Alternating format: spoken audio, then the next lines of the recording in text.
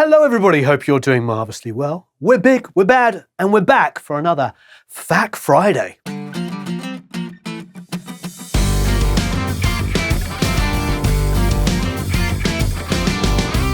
So we have some marvelous questions as ever, and they're all over the spectrum. There's some questions here on recording techniques, on room sounds, you name it. So let's get started. What is your opinion on recording in the red? Is it to be avoided at all times? I have seen so many videos, not just my videos, but, Dave Pensado's videos, you name it, where, we're doing a mix and there's an occasional red peak and somebody will be like, oh no, I can't believe it. There was one with Cameron Webb. It was hitting like red for a nanosecond, like this, and then maybe 10 seconds later, like that. I think this is where logic prevails, and there's going to be, wow, I'm opening a massive can of worms here. This is my personal belief that the odd, occasional, transient that hits the red for a nanosecond of a nanosecond is not going to matter in a million years. It just isn't. If you've got a track that goes like that, a snare, occasionally the transient hits a red and then 20 seconds later hits another for the shortest possible time, like 5 times over a track, it is completely meaningless. I would not, under any circumstance, turn the snare drum down 2 dB to get rid of 5 occasional peaks and then rebalance my whole mix. That just doesn't make any sense whatsoever. The occasional, very, very short peak is never going to matter because you're never going to hear it. However, if something goes like this and stays in the red and is audibly clipping for even half a second, like this is where I believe we have to apply logic. It's not about science. It's about what does it sound like? If it's an incredibly short occasional transient, that's okay. But a long sustained clipping, we had to mix something the other day which had a Moog bass line on it. I'm looking at Eric. I mean, it was like clipping. We used the declipper. I mean, we did everything we possibly could. But it was like a line that was square waved and angular and sounded like horrific. I mean, I have no idea how the person who recorded it did not hear that. But we had to mix it. That was our job, to mix it. So we did. We used the declippers. We used all kinds of different tools that come with Pro Tools, and Waves had some, and we ended up using RX on it. I mean, you name it. But it was a lot of work. And of course, the whole time we're thinking, maybe the 10-second part could have been recorded without being clipped. Just, But that's the world we live in. Sometimes this stuff goes largely unnoticed. For engineers who've been doing this for a while, we might say, well, how could they not have missed 10 seconds of clipping? I don't personally know, but maybe they were tracking really loud. Maybe they were tracking super fast. Maybe they were tracking 4 people at once and who knows? I don't know what the reasoning was, but we had to fix it. And of course, it took 10 times longer to fix it than redoing it. So that is an instance where it probably was like red, red, red, red, red, red, red the whole time. Occasional, I can deal with it. And frankly, if you're not hearing clipping, then it's irrelevant what it looks like. That's, I think, the biggest answer to the question is like, did you hear any clipping? No. Well, there you go. But of course, if you're hearing it, then do something about it. What height do you put the mic at for a very nasal singer to reduce the nasal quality? That one, I think, is, again, definitely all about logical. I've worked with quite a few singers where it is this kind of sound. Well, you definitely don't want the diaphragm here, do you?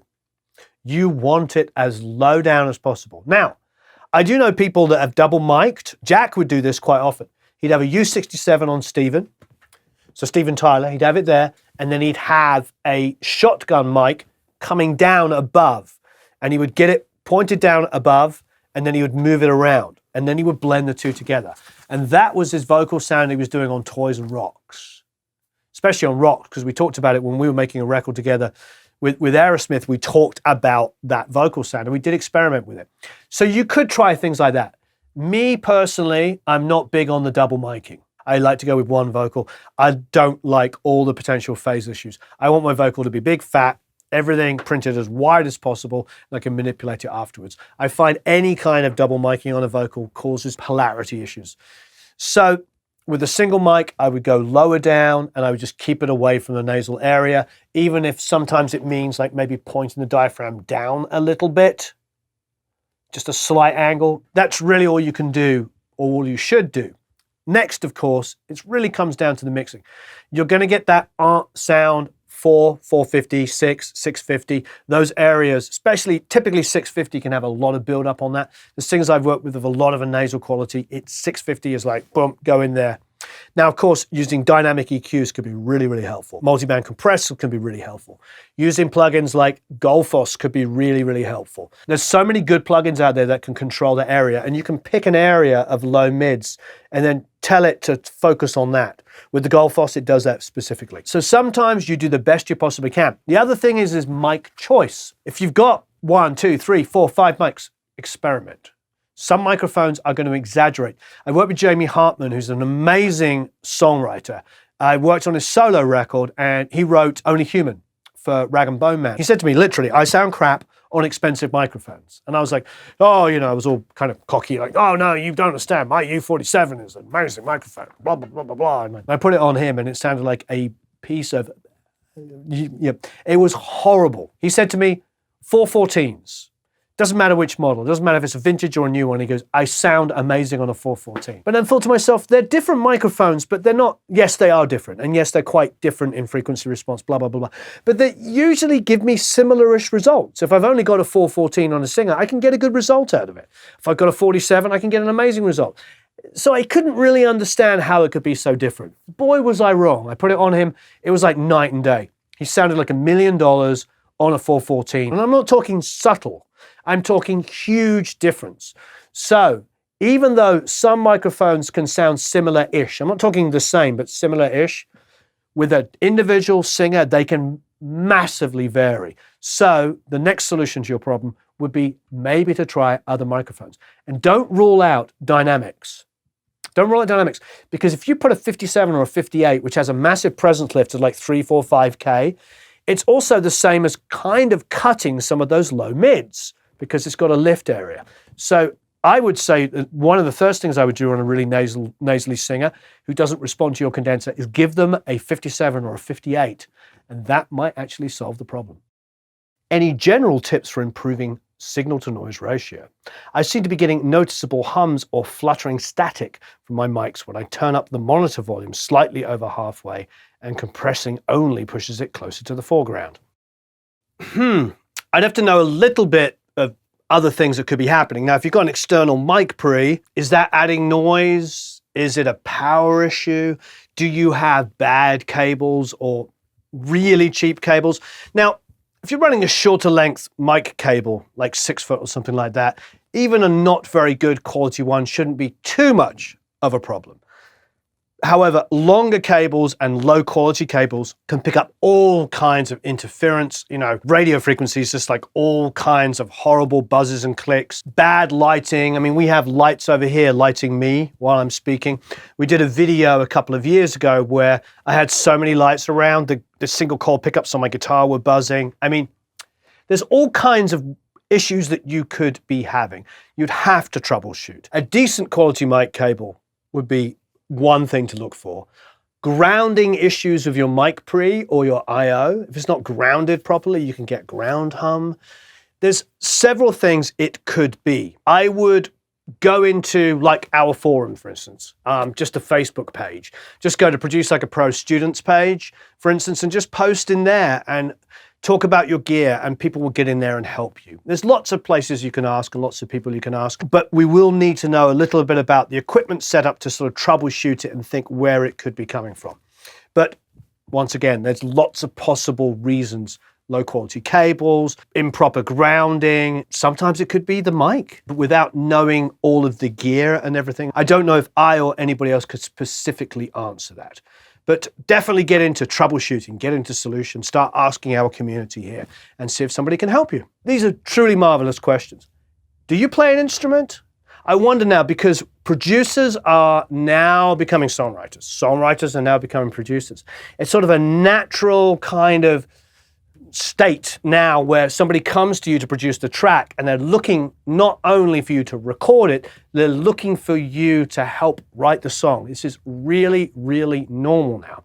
So do you play an instrument? If you do, please let us know a little bit more about yourselves below. Let's get this community really talking to each other. And of course, don't forget as ever to subscribe, hit the notification bell, and check out producelikeapro.com. Sign up for the email list, get a bunch of free goodies. When it comes to production and mixing a backing track to send to a singer later, would you record many instruments, fills, and fairy dust before the vocals are being added, or just record the basics and then cut the vocals, maybe to give the singer more artistic freedom?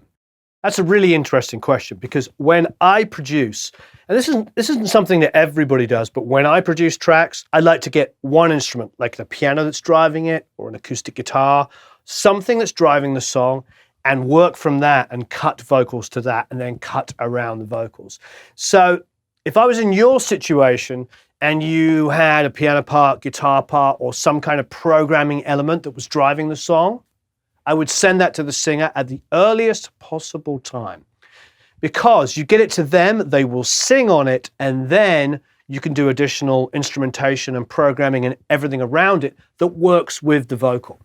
At the moment, I get a lot of tracks to listen to that just sound like somebody has gone absolutely crazy on a track, just made it solid, chock-a-block through of heavy guitars or EDM, this, that, and the others, and live and programmed drums and you name it, strings and Hammonds and organs and blah, blah, blah, all this stuff going on, and the vocals like trying to like squeeze across the top.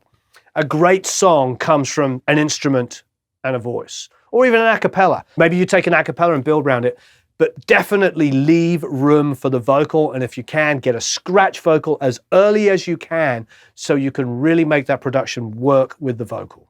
There shouldn't be two alien beings fighting each other. There shouldn't be this track and then this vocal that just don't know how to work together. So get a scratch vocal at least at the earliest possible time so that you can produce your track to work with the vocal. Those two things together will serve the song the best. And don't forget, most people are listening to a vocal before anything else. I mean, great, of course, there's slamming tracks coming on, but it's the vocal that sucks you in. It's that melody, it's that lyric. You know, for most lay people, people that aren't in the music industry, they will notice the vocal well before they notice anything else. Do you usually work around the 150 range when high passing and low passing the bass DI amp blend? Or can this point vary?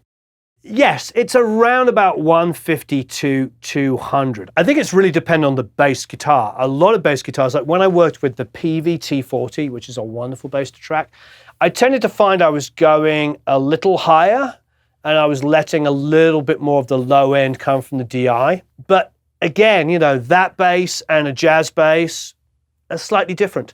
And then of course I got the BB series Yamaha, which I've been tracking a lot with. And I'm not even using the active, I keep it in passive. It's a phenomenal bass to track with. And that's somewhere, you know, between the 150 and 200. I don't have a fixed place. It's just in that area where they're high and low passing like this. And if you saw my video yesterday, on Thursday, go back and watch yesterday's video, I showed that when I moved the high and low passes together, instead of getting more low end, as a lot of people will tell you, I got less low end because I got a lot of phase cancellation where they crossed over.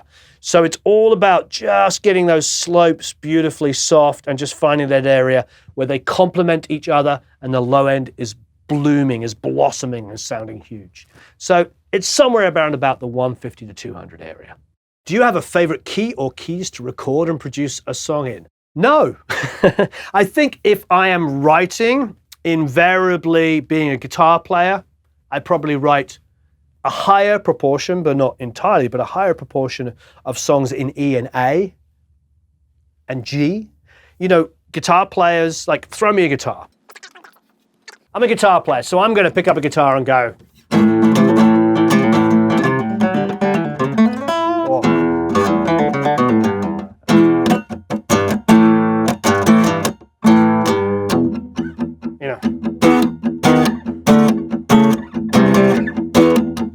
You know, we're going to write in those keys, E or.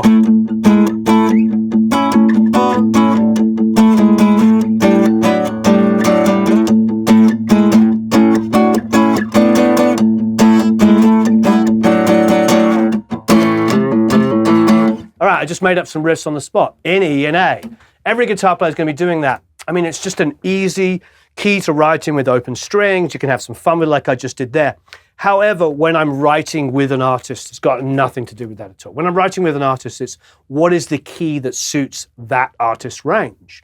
And it tends to be, that's where you're aiming for. There is no tending to be this key or tending to be that key. The key can vary dramatically. And it's not always the same, because some singers, maybe they're singing off the major third in the chorus. They might hit that third above the E, but the next song, they might want to do it in G sharp rather than just hitting the G sharp, and that's the highest note that they're going to sing. So one song could be in E major and have a melody built around G sharp, you know, F sharp, E, C sharp, and then it could be in G sharp and still have melody built around similar kinds of areas. But this time maybe, you know, G sharp and E flat and F. The point is like, keys aren't always absolute. You know, we're talking like moving a semitone either way and you've got a completely different key. There's no absolutes in this business, and there's definitely no one size fits all. Now, a lot of guitar players are restricted by the chords they know. So that might also change things. However, if I can have the guitar back again, the capo or capo, depending on which part of the world you're from, you just do this. So let's just say you're writing songs.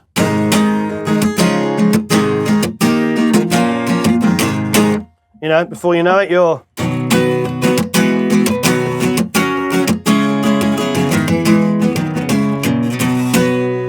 You get my point. You know, so even if you're that guy or girl that is literally just G, C, and D with an E minor and an A minor, I mean, you can write a lot of songs. You've got 1, 4, 5, 6, 2 in that. You've got a lot of chords to choose from. Maybe throw in a dominant 3 or something, or a minor 4. You get my point. I'm talking a lot of stuff really quickly there, but the reality is you only need to know about half a dozen chords and arm yourself with a capo, move that around wherever you like, and you're writing songs with any artist in whatever key you want. So don't feel restricted. Don't feel restricted to any fixed idea. And remember that Tom Petty said, and I love this quote, he said, if he had been a better guitar player, he wouldn't have been as good a songwriter. So take your energies and just get creative and make music. So thank you ever so much. An amazing array of frequently asked questions. Please, as ever, subscribe, hit the notification bell, go to Produce Like a Pro, sign up for the email list. It's fantastic having you all here and part of this amazing community. Leave a bunch of comments and questions below. What I'd love to know about our community is, are you musicians as well? If so, what do you play? Are you guitar players? Are you keyboard players? I mean, are you programmers? Do you play any kind of instrument? You know, because if you're writing songs and producing, which really is the modern way at the moment, producers now are songwriters as well. You know, songwriters are turning into producers and producers are turning into songwriters. It's really blending together massively. So what instruments do you play? I'd love to know. Please give us a little bit of information below. Subscribe, hit the notification bell, and I'll see you all again very, very soon.